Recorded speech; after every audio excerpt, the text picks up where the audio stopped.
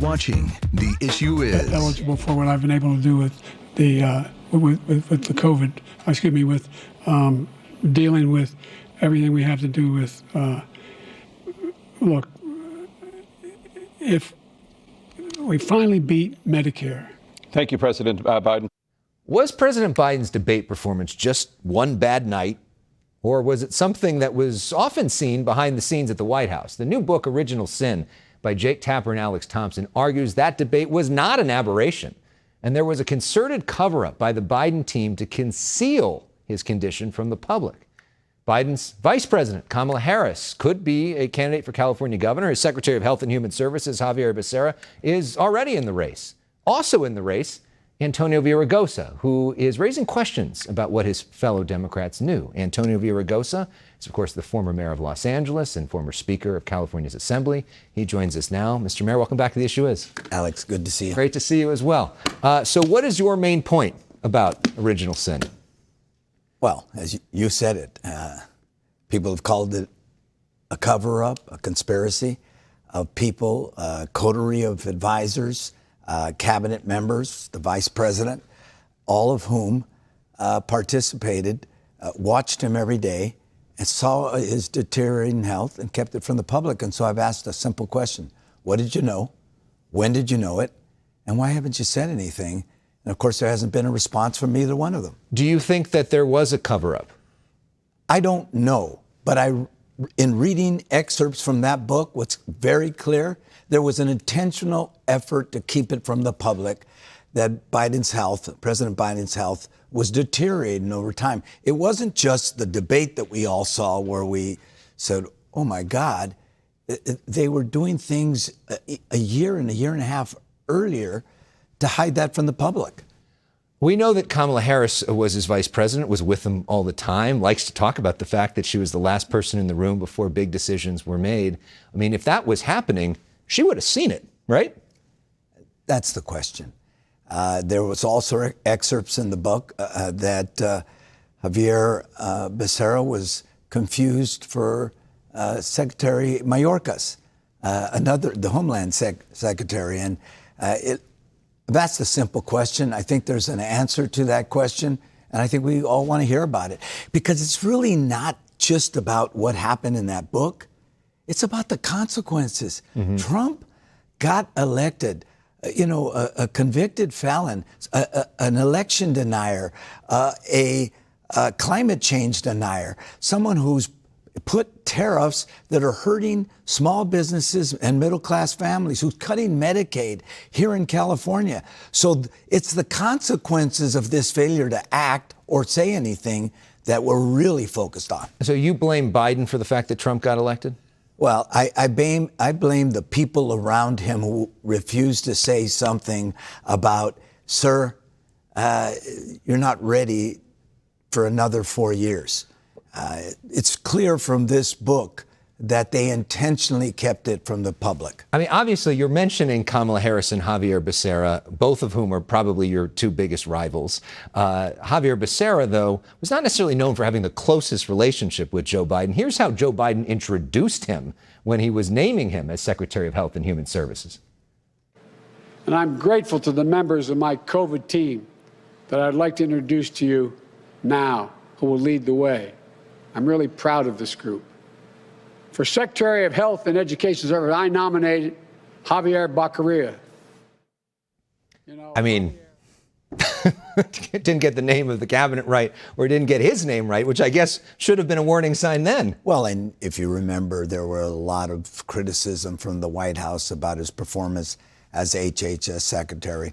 But that's really not what's at issue here. For me, it's the consequences of their failure to say anything.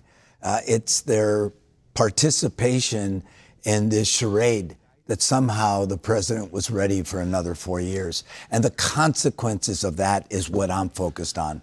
You know, there's a lot of Democrats that are going to watch this and say, we're really concerned about what the president now is doing, and that all this time talking about Joe Biden is distracting from what the president now is doing. They point to the fact also that this could be a risky strategy for you. I mean, Kamala Harris won California big, Joe Biden won California big, and there's 25% more Democrats in this state than Republicans. I mean, could this be a risk in bringing all of this up and maybe not the smartest strategy?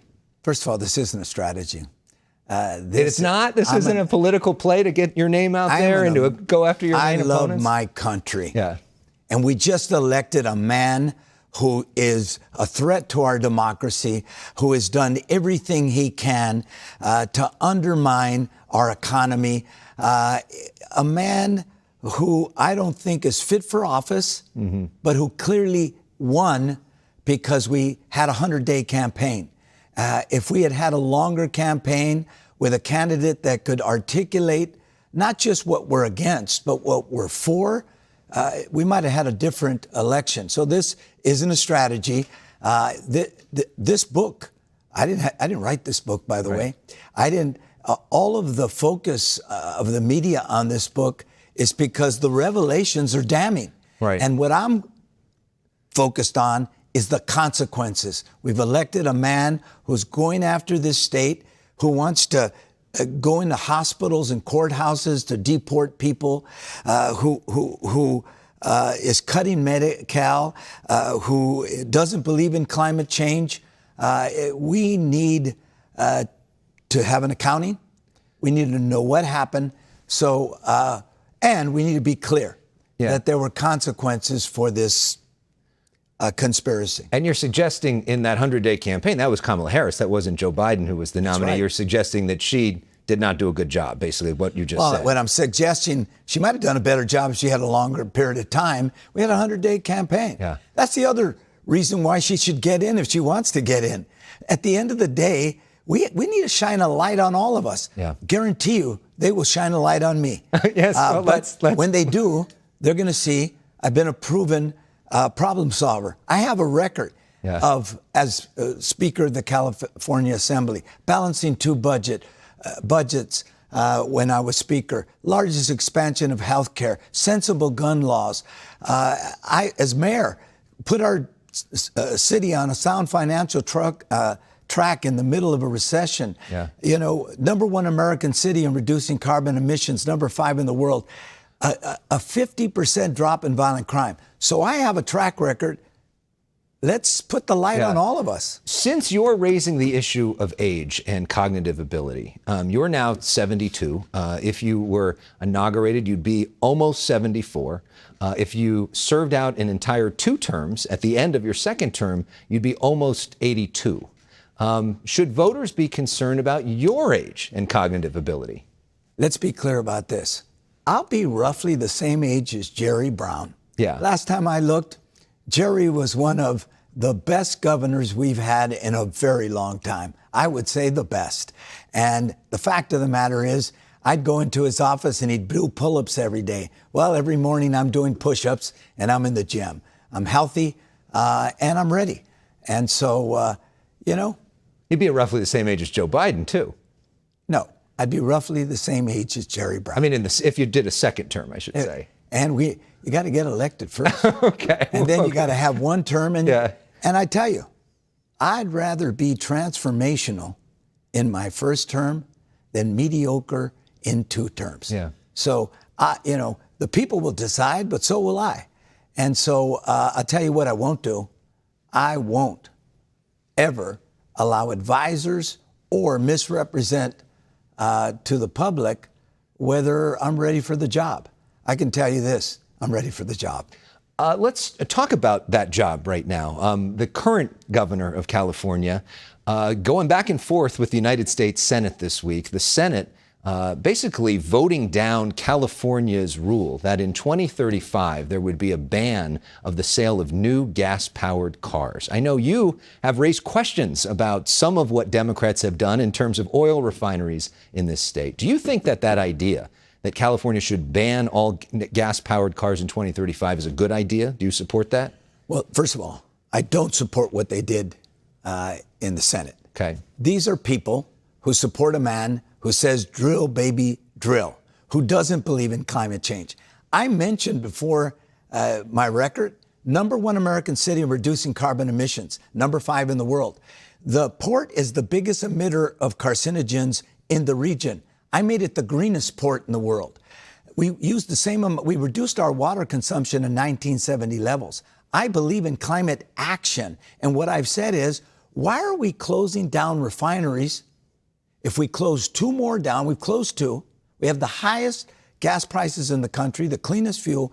If we close 2 more refineries, the estimates are our gasoline will go up to $8 a gallon. I don't know about you, but me and the people that I grew up with, they care about gasoline because they have cars. Right. Now, the 2035 mandate, what I've said about it, we built 167,000 charging stations in the first 10 years. We need 2 million more in the next 10 years to get to that 2035 goal. And even if we built those 2 million, we don't have the grid for it. So let's build transmission lines. Let's have a policy of all of the above. I went to... But does that mean get rid of the mandate then? No, it means start building transmission lines. It means an all of the above strategy that says, yes, we're going to focus on renewables, solar and wind, which are peak load powers, not base load power. So the battery power that we need for it, we don't have, because today we produce more solar than we need. So we give it away to Arizona in the summer and sell it for 2 cents a kilowatt in the winter.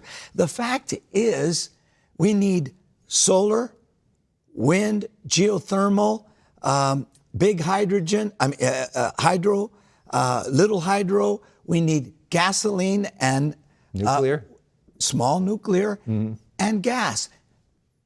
One last thing about that. Norway, one of the greenest countries, believes in climate change. They have a leadership that's very aggressive on it. They're able to pay for their greening of Norway by producing gas and oil.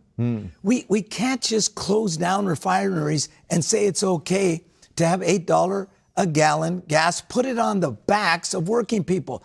That's who the Democratic Party used to be, a party of who stood up for working people and the middle class. We're not that party anymore. So I don't agree with what they did and how they did it, because these are climate deniers. They believe in drill, baby, drill. I believe in a sound, all of the above approach to taking on climate change. And that means don't let the perfect get in the way of the good. Let's do it with alacrity and dispatch. Let's build again. You mentioned the governor. I was his infrastructure advisor. And I said, if we don't build faster, streamline CEQA and permitting, Texas and Florida are going to draw down more infrastructure money than we do, and they are. So he didn't listen to you? Well, I'll just say they are. Okay. Another big issue, healthcare for undocumented immigrants, something that the state is grappling with, went way over budget. The governor's pulling back on that program somewhat. Do you support it? Do you think we have the resources to pay for it? Let me just say this. We just got out of a pandemic. The pandemic didn't say you're undocumented or you're documented, and you're not going to get COVID as a result. We pay more in the emergency system today over the long term than if we were providing that care. So we've got to look at how we've cut costs. There's no question about it. The governors are grown up, and so am I. We got to look at all of the budget. But I'll tell you something. We already pay more for the undocumented through emergency care, and that's a fact. All the experts will tell you that. I mean, the argument against that is if you offer free health care to people, some say that's like a magnet for bringing more undocumented people here, and then it just keeps getting more and more More expensive. have left because of the economy, because of the high cost of gas, because the 66% increase in the utility costs here in California in the last 6 years. They're actually going to Texas and Tennessee and Georgia in greater numbers than they're coming to California. So it sounds like you're open to the idea of continuing that program, or maybe even expanding that program, what you're saying. What I'm open to is looking at the entire budget and basing this not on ideology. I'm against providing care for the undocumented on the facts. We pay more if they don't have health care and they go to the emergency rooms. Right. And importantly, a pandemic doesn't see newspapers. Right. They don't see whether you're documented or not. Sure. We saw that last time around. It's why a majority of Californians actually do support it. But again, we're going to have to look at that budget and see, what we cut. We want to wrap up with something called Personal Issues, which is our fun sort of culture game to get to know what you're doing away from the politics stuff, right? What you're up to these days. So what's your favorite TV show as of late? What have you binged? I did binge Succession. Succession's great. Favorite book that you've read recently? Ezra Klein's book. Abundance. There's a lot to learn from the California governor I've there. Been talking about that for years. Yes, you have. A favorite movie you've seen recently? Favorite movie? That one you got me stumped on. Okay, maybe you got Mission Impossible this weekend if you want to check it out. And what is the best way to relax on the campaign trail for you? Is to get plenty of sleep, which I don't usually get. But I notice when I get more sleep, I'm rested and I'm ready. Yeah. Well, you've got about as much energy as anybody I've ever seen in terms of politics. Which is why that I can only imagine you with more sleep. Which is why that question was irrelevant. All right. Mayor Villaraigosa, great to see you. Good to see you. Thank you so much. Appreciate it.